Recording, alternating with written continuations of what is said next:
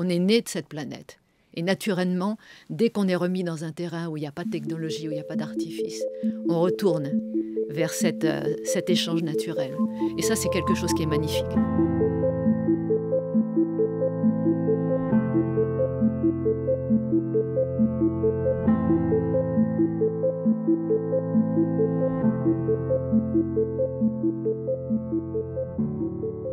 Dans le désert, vous êtes en face d'une terre primordiale.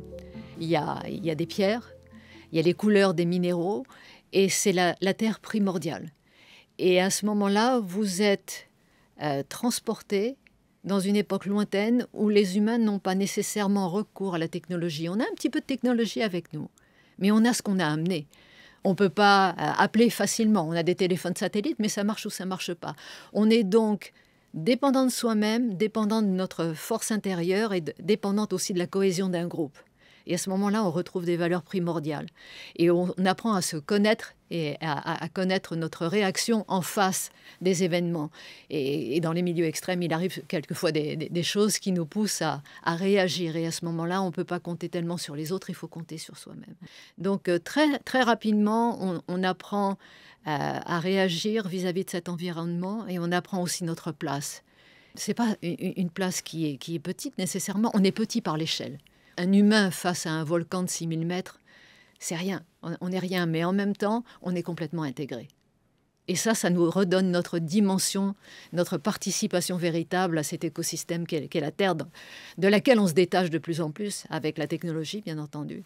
Je pense qu'on a l'espèce humaine a acquis suffisamment de technologie aujourd'hui pour pouvoir avoir ce sentiment qu'on est des sortes de demi-dieux et que quoi qu'il arrive, on a une maîtrise complète sur notre environnement. Mais ce qu'on ne comprend pas, c'est que quoi que ce soit qu'on mette dans le système dans lequel on vit, c'est un système fermé. Et ça va nous revenir. Aujourd'hui, on voit avec le changement de l'environnement.